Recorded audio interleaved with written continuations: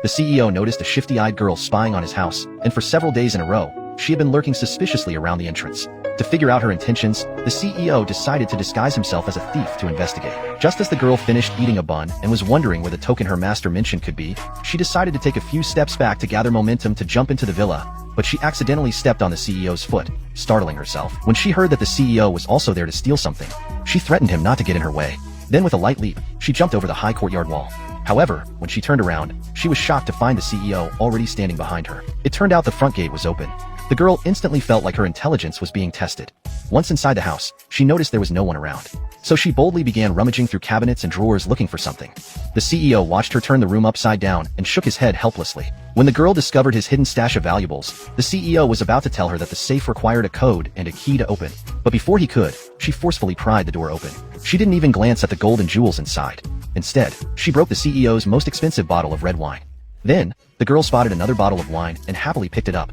The CEO finally understood that she was there to steal the wine. He couldn't help but point out that the bottle in the middle was the most valuable. But the girl said she wasn't there to steal anything. She was just looking for the token her master had mentioned. She then placed the bottle with the token inside in front of the CEO. Seeing a small glass bottle inside the wine, the CEO curiously asked what was in it. The girl refused to tell him.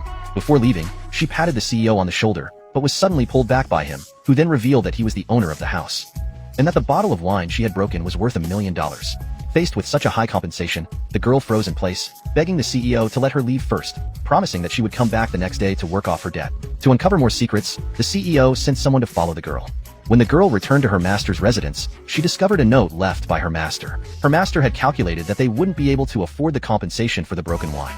So he fled in advance, leaving the girl to deal with it alone.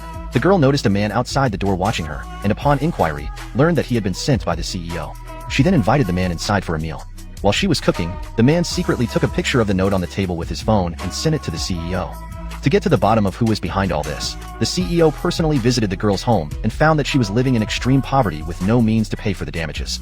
The next day, the girl arrived at the CEO's house to work as a maid to repay her debt, but the CEO told her to go to school instead, offering her a salary of $100,000 a month. Hearing such a large amount, the girl immediately agreed. While the girl planned to investigate the events that her master had hidden from her 12 years ago, but she was deceived by a man who lured her to a karaoke bar.